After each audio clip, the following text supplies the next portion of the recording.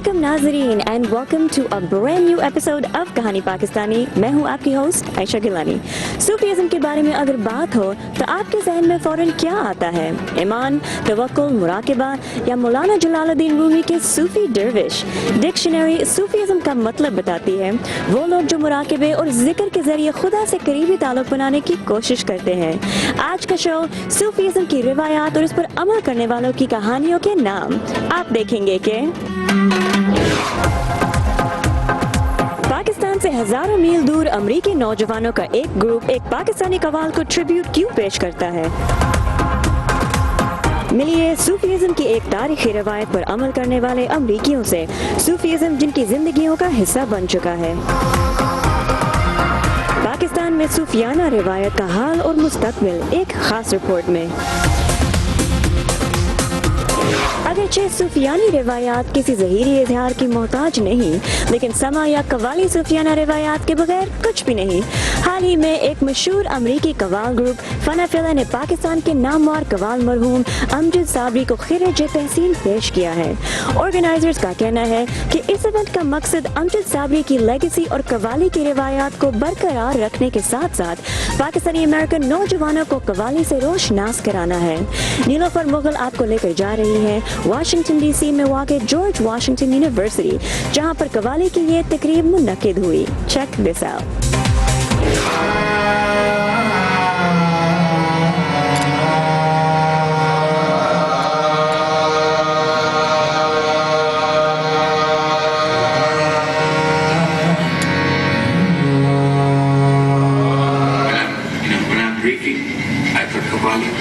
Sleeping, I thought Qawwali.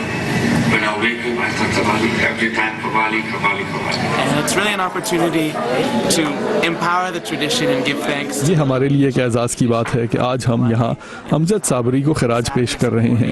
یہ ہمارے لیے ایک حقیقی موقع ہے کہ ہم قوالی کی روایت کو ایک ایسے لمحے برقرار رکھنے کی کوشش کریں جب امجد صابری ہم میں نہیں. یہ ایک ایسا موقع ہے کہ ہم دنیا اور اپنی کمیونٹی کو موسیقی کے ذریعے یہ دکھا سکیں کہ ہم قوالی کی اس روایت سے کتنی محبت کرتے ہیں.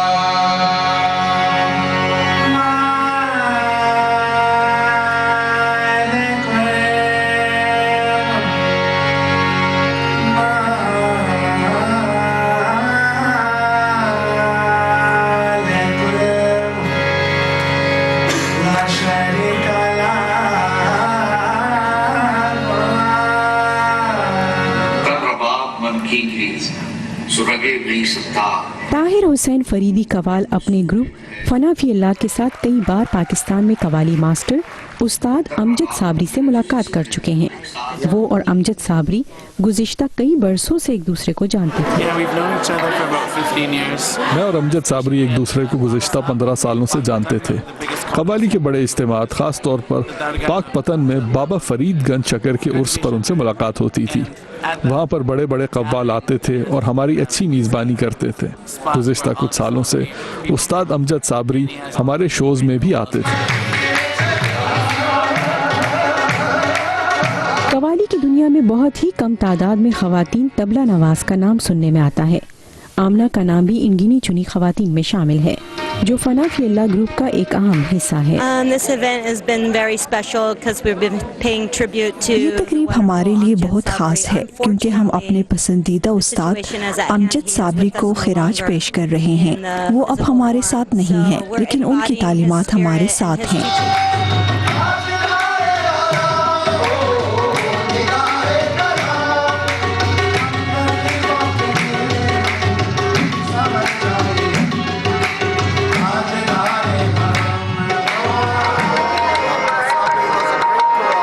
امجد صابری ایک عظیم قوال تھے.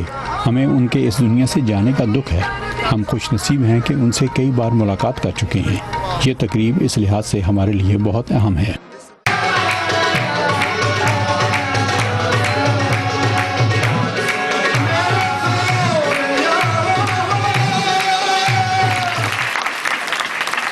آرگنائزرز کا کہنا ہے کہ اس ایونٹ کا مقصد امجد صابری کی لیگیسی اور قوالی کی روایت کو برقرار رکھنے کے ساتھ ساتھ لوگوں کو یہ بتانا بھی ہے کہ اسلام امن کا مذہب ہے، کیونکہ قوالی کئی مذاہب میں روحانیت کے اظہار کا ایک طریقہ ہے. یہ اس قسم کا فن ہے جو اسلام سے جڑی بہت سی غلط فہمیوں کی نفی کرتا ہے. हमने अमजद साबरी को खिराज पेश करने के लिए फना फिल्लाह का इंतखाब इसलिए किया क्योंकि जदीद दौर का ये बैनुल अक़वामी ग्रुप उस फन को लेकर आगे बढ़ रहा है जो भारत और पाकिस्तान की एक कदीम रिवायत रही है। कबाली मुसलमानों के दिलों के बेहद करीब है। हम अपने मुल्कों से दूर हैं, हम वहाँ नहीं जा सकते, लेकिन ये लोग ये रिवायत लेकर हम तक आए हैं। मुंतज़मीन ये भी कहते हैं कि इस तरह के इवेंट्स का मकसद अमेरिका में मुकीम पाकिस्तानी अमरीकी नौजवानों को कवाली जैसी रिवायत से रोशनास कराना है ताकि मुस्तकबिल की नस्लें अपनी कम्युनिटी का हिस्सा होने पर फख्र करें। इस तकरीब में भारत, पाकिस्तान और अफगानिस्तान से ताल्लुक़ रखने वाले नौजवानों ने बड़ी तादाद में शिरकत की जो उर्दू बहुत कम जानते हैं या बोल पाते हैं। ये इवेंट बहुत अच्छा है और अमजद साबरी के एजाज़ में एक तकरीब मुनक्किद करना और इन्हें खिराज पेश करना बहुत बेहतरीन कोशिश है।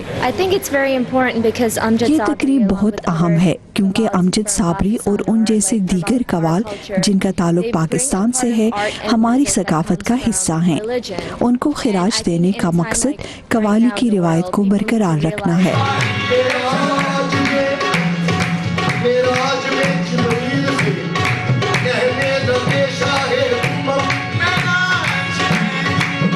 बहुत अच्छा, काफ़ी अच्छा लगा क्योंकि स्पेशली अभी भी अमजद साबरी मतलब ही जस्ट पास्ड अवे और उनके like he such A legend, तो उनके लिए इतना बड़ा ट्रिब्यूट हो रहा है, तो लाइक कवाली में उनकी इतनी ज़्यादा इंपॉर्टेंस है, तो इट्स लाइक बहुत अच्छा लगा।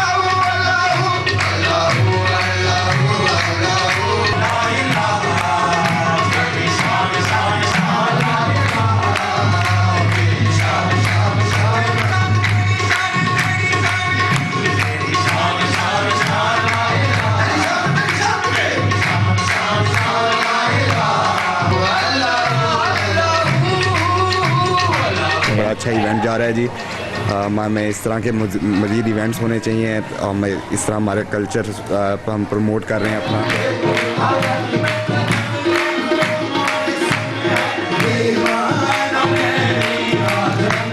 कवाली के मुस्तकबिल के हवाले से फना फिल्लाह का कहना है कि ये फ़न सैकड़ों सालों से जारी है और उम्मीद है कि कवालों की आइंदा नस्ल इस रिवायत को बरकरार रखेगी और इसे इतना ही पसंद किया जाएगा जितना ये पहले थी या अब है।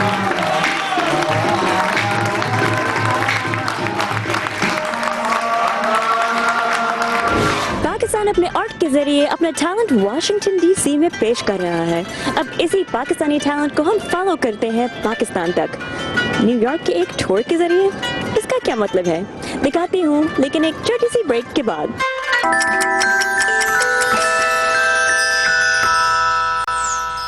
Welcome back. ब्रेक से पहले आपने देखा फना फिल्ला नामी एक मशहूर कवाली ग्रुप को अमेरिका में परफॉर्म करते हुए। आखिर ये ग्रुप शुरू कैसे हुआ, इसको बनाने के पीछे किन लोगों का हाथ है, और सबसे बढ़कर ये कि इस ग्रुप के बानी अमरीकी होते हुए सूफियाना और कवाली की रिवायात से कैसे मुतासिर हुए। मेरे साथी शहजाद ने ये और दूसरे बहुत से सवाल रखे फना फिल्ला के ग्रुप मेंबर्स के सामने अपने न्यूयॉर्क के ट्रिप में। आप भी देखिए।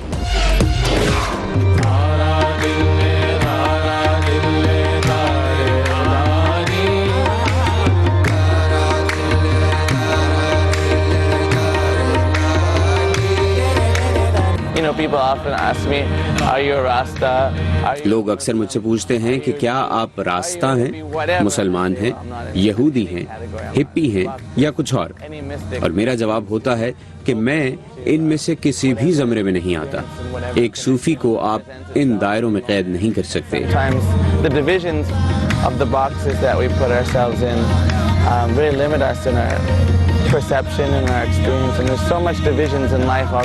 ये दायरे आपके नजरियात और तजुर्बात को महदूद कर देते हैं, और वैसे भी जिंदगी तो पहले ही बहुत से खानों में बटी हुई है। इंसानियत तकसीम दर तकसीम का शिकार है, और सूफियत का पैगाम यही है कि इंसानों को आपस में जोड़ा जाए। That's really the real meaning of tasawwuf. That's the real meaning of mysticism that connects all religions together.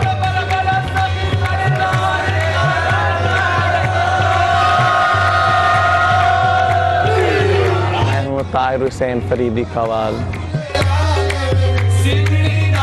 Qawwali is a call. It's a divine utterance. قوالی غیب سے آنے والی ایک صدا کی مانند ہے.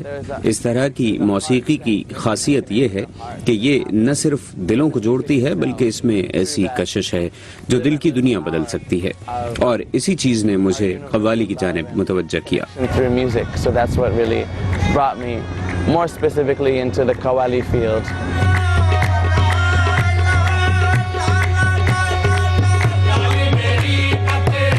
When I was 18 years old and living with a silsila. جب میں 18 سال کا تھا تو میرا تعارف تصوف کے ایک سلسلے سے ہوا. وہ لوگ بھی میری طرح روحانیت کی تلاش میں تھے. ان کے ساتھ مل کر میں نے ذکر, نماز اور روزوں کا اہتمام شروع کیا. Precious about the sense of community and a community of people who use the collective. ان سب چیزوں نے مجھ پر بہت اثر ڈالا. خاص طور پر صرف اللہ کی رضا کے لیے ایک دوسرے کی مدد کرنے کے جذبے سے میں بہت متاثر ہوا. کچھ عرصے کے بعد اپنے شیخ کے ہاتھ پر باقاعدہ بیعت کر کے تصوف کے سلسلے میں داخل ہو گیا. Initiation into tasawwuf, into Sufism and into Islam. I was deeply first moved by the power of the music of qawwali, the devotion and the passion. سب سے پہلی چیز جس نے مجھے متاثر کیا وہ قوالی کی موسیقی تھی. اس میں جو اخلاص اور وارفتگی ہے اسے بیان کرنا مشکل ہے. اور پھر جب میں نے صوفی شاعری کو سمجھنے کی کوشش کی تو سمجھیے کہ مجھ پر ایک نئی دنیا کا دروازہ کھلا. ابتدا میں نے حضرت امیر خسرو کے ایک کلام سے کی, اور اس کے باوجود کہ میرے سامنے اصل کلام کا انگریزی ترجمہ تھا, اس نے مجھ پر بہت گہرا اثر ڈالا. English, it had a very profound effect on me.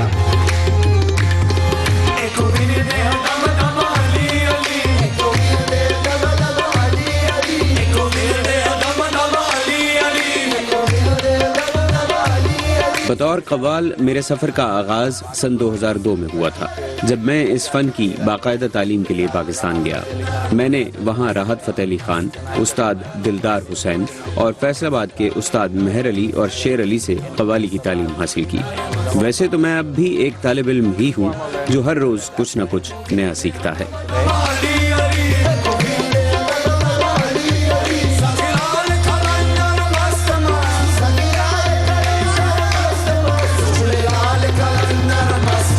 The blessing to really spend a lot of quality time with the masters of qawwali over the last 20 years or so. مجھے پچھلے 20 برسوں کے دوران قوالی کے ماہر استادوں کے ساتھ خاصا اچھا وقت گزارنا نصیب ہوا. سچ بات یہ ہے کہ وہ سب بہت منفرد فنکار ہیں جن کا ایک الگ طریقہ زندگی ہے, بالکل ویسے ہی جیسے ان کی شخصیات بہت متحرک ہوتی ہیں. جیسے کہ میرے استاد شیر علی خان نہ شراب پیتے ہیں نہ سگریٹ, اور 5 وقتہ نمازی ہیں, اور اپنے گھر والوں کے ساتھ وقت گزارتے ہیں, اور اپنے بیٹوں کو بھی قوالی سکھا رہے ہیں. اور جب وہ گاتے ہیں تو آپ کو ان کی گائکی میں ان کی شخصیت کی پاکیزگی اور عقیدت ملتی ہے. لیکن وہ بہت سخت استاد ہے. He's a very stern teacher, a very stern ustad. While say studying with استاد معظم اسی طرح میں نے استاد معظم علی خان کے ساتھ بھی بہت وقت گزارا ہے. وہ میرے ہم عمر ہیں. ہم پوری رات راگوں کی مشق کیا کرتے تھے اور زندگی کے بارے میں بات کیا کرتے تھے.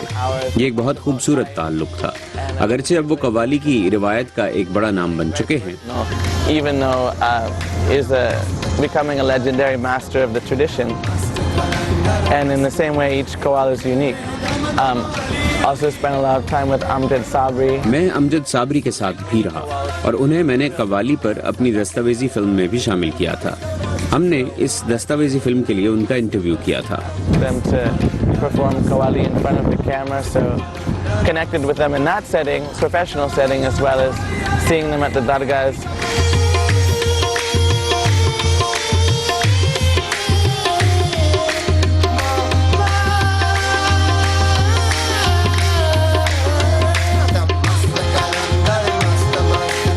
I really devoted my path in this way because of what my ustad. مجھے لگتا ہے کہ میں اس فن میں پوری طرح ڈوب گئی ہوں. ایسا شاید اس وجہ سے ہے کہ میرے استاد نے مجھے کہا کہ بطور موسیقار نہ آپ مرد ہوتے ہیں نہ عورت, بلکہ آپ صرف ایک فنکار ہوتے ہیں. اور بطور صوفی موسیقار آپ کی ذمہ داری بس اتنی ہے کہ آپ اپنے فن سے یہ واضح کر دیں کہ ہم سب کی ابتدا ایک ہی ہے, اور ہم یہی پیغام عام کر رہے ہیں. And this is the essence of the message we want to carry through the Sufi music.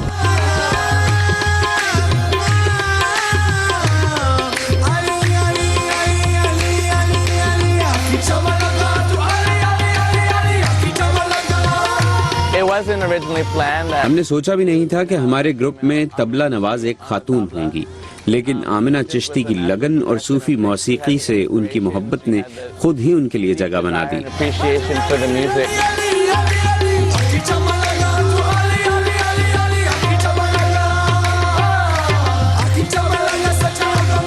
MashaAllah, I've been able to perform and offer my prayers and such. ماشاءاللہ مجھے کئی تاریخی اور مقدس مقامات پر اپنے فن کا مظاہرہ کرنے کا موقع ملا. یہ اس بات کا اظہار ہے کہ اسلام کی نظر میں سب برابر ہیں. Men and women may be able to actually partake at the same job. Maybe there wasn't a woman in all the history. شاید اس سے پہلے اس فن میں کوئی خاتون نہ آئی ہو، لیکن میرے استاد نے میری بہت حوصلہ افزائی کی. انہوں نے کہا کہ جب کئی خواتین صوفی کلام گا سکتی ہیں تو ایک عورت طبلہ کیوں نہیں بجا سکتی. یہ جو طبلہ آپ دیکھ رہے ہیں یہ خاص صوفی طرز کی موسیقی کے لیے بنا ہے. یہی وہ ساز ہے جو آپ کو قوالی کے دوران وجد میں لاتا ہے. This is what it was made for, was the trance and aspect of carrying the ecstatic nature of the Sufi music.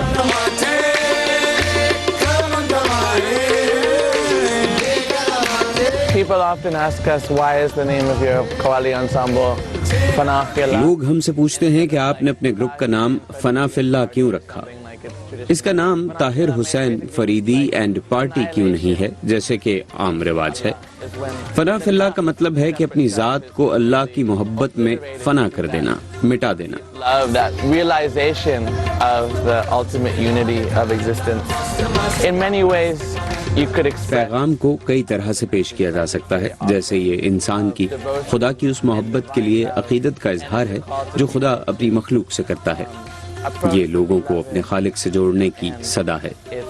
قوالی صوفی کلام میں زندگی کی لہر دوڑانے کا نام ہے. The Sufis and maintain that oral tradition.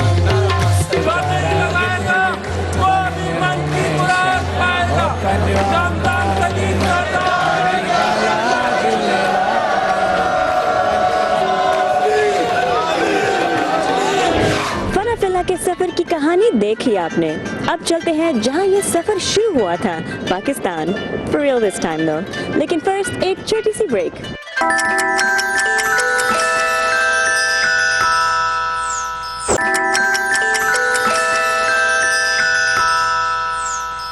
Break سے پہلے آپ نے ملاقات کی ایک امریکی قوال گروپ سے جن کی شروعات میں اس سرزمین کا بڑا رول ہے پاکستان، جس کا ایک اہم حصہ ہے.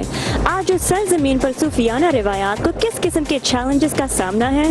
کیا صوفیاء کرام کی سرزمین کہلائے جانے والے اس ملک میں انہی صوفیہ کو چاہنے والوں کی تعداد میں کچھ کمی آئی ہے؟ انہی سوالوں کے جواب حاصل کرنے کی کوشش کی ہے کراچی سے ہمارے نمائندے سعود ظفر نے اپنی اس رپورٹ میں.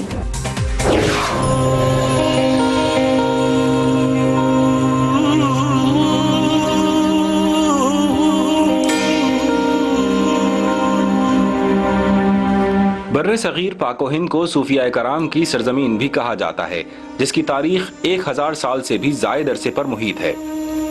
اس خطے میں اسلام کو پھیلانے اور اسلامی تعلیمات کو عام کرنے میں صوفیاء کرام کا جو کردار رہا ہے اس بارے میں کوئی دو رائے نہیں. پروفیسر طاہر مسعود کراچی یونیورسٹی کے ماس کمیونیکیشن کے شعبے سے منسلک ہیں. حضرت نظام الدین اولیاء تشریف فرما تھے دلی میں، ٹھیک ہے. اب لوگ آ رہے ہیں اور ان کی گفتگو سننے کے لیے بیٹھتے جا رہے ہیں، یہاں تک کہ چھت ختم ہو گئی اور اس کے بعد چھت اور صاحبان کے باہر لوگ دھوپ میں بیٹھے ہیں. تو حضرت نظام الدین اولیاء گفتگو کرتے کرتے رکتے ہیں اور کہتے ہیں بھئی آپ لوگ ذرا سائے میں آ جائیے، سائے میں آ جائیے. لیکن ظاہر سائے میں جگہ نہیں تھی تو کہاں سے آتے لوگ. تو آپ نے بے قرار ہو کر یہ کہا کہ بھائی دھوپ میں تم بیٹھے ہو، جل میں رہا ہوں. تو دیکھیے یہ جو محبت کا پیغام تھا نا، اس کی وجہ سے لوگ پھر انہوں نے اسلام قبول کیا، اس دین کی طرف آئے. جہاں پاکستان کے طول و عرض میں پھیلے صوفیاء کرام کے مزار اس سرزمین پر ان کی تاریخ کے نشان ہیں، وہیں قوالی یا محفل سما کی روایت ان سے عقیدت رکھنے والوں کی محبت کی مظہر. گزارے نہیں ہوتے ہم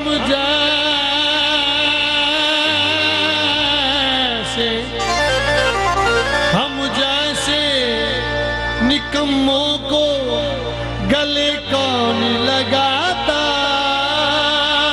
ہمارے بزرگوں نے اپنا اپنا ٹائم اپنا اپنا کام کیا ہے، اور ہم 800 سال ہو گئے تقریباً محفل سما کو نا، خواجہ غریب نواز کو. تو یہ ہر آدمی اپنا اپنا کام کر رہا ہے، جس سے جو کام اللہ کو لینا ہوتا ہے. سنا سنا کے غمیش کے فسانوں کو دلوں کے جام روشن کر رہے ہیں. محمد مصطفیٰ کا نام لے کر ہم اپنا نام روشن کر رہے ہیں. یہ ذکر تو وما ارسلناک الا رحمۃ للعالمین، سرکار جو ہے رحمۃ للعالمین ہے، اور ان کا ذکر کرنے کی طریقے، ان کو یاد کرنے کے، ان کی محفلیں سجانے کا، اور محفل سما کبھی ختم نہیں ہو سکتی.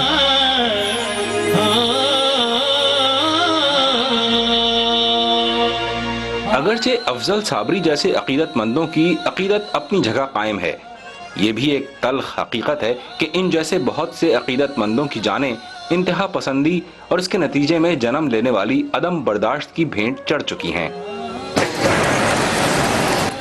یہ کیوں ہو رہے دھماکے؟ کبھی کسی خودکش حملہ آور جو پکڑا گیا اس کا کوئی نفسیاتی تجزیہ کیا گیا؟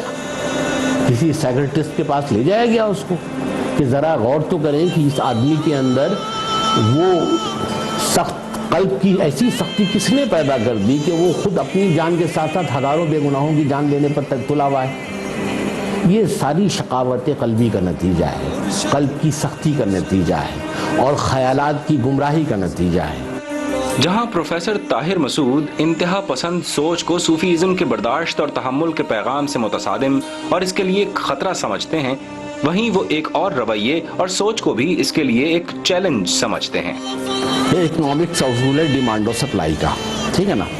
پہلے معاشرے کے لوگ جو ہے نا اپنے آپ کو انکمپلیٹ سمجھتے تھے، قابل اصلاح سمجھتے تھے، تو وہ کسی مرشد کی تلاش میں کسی خانقاہ میں جا کے اپنا ہاتھ دے دیتے تھے کہ صاحب میری اصلاح کر دیجئے، میرے اندر جو عیوب ہیں، باطنی عیوب ہیں، خرابیاں ہیں، ان کو دور کر دیجئے.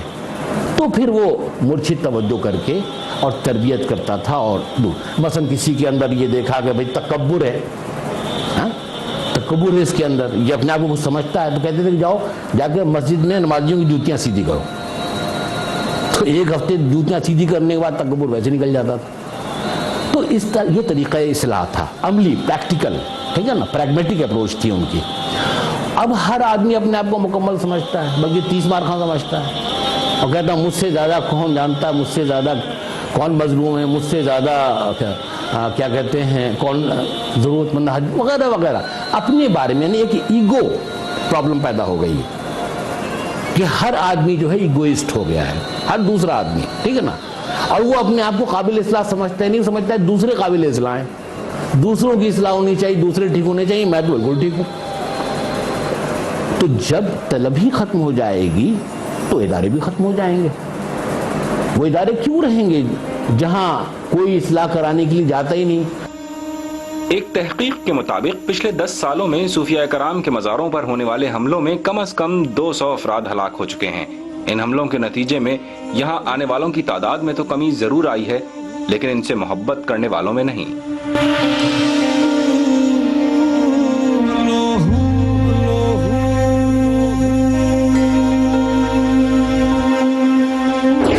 ناظرین، آج کے شو کے لیے that's a wrap. آنے والے ایپیسوڈ میں آپ کیا دیکھنا چاہیں گے؟ ضرور ہمارے اس فیس بک پیج کو لائک کرے گا اور اپنا فیڈ بیک بھیجتے رہیے گا. میں ہوں آپ کی host Ayesha Gilani, signing off for Kahani Pakistani. خدا حافظ.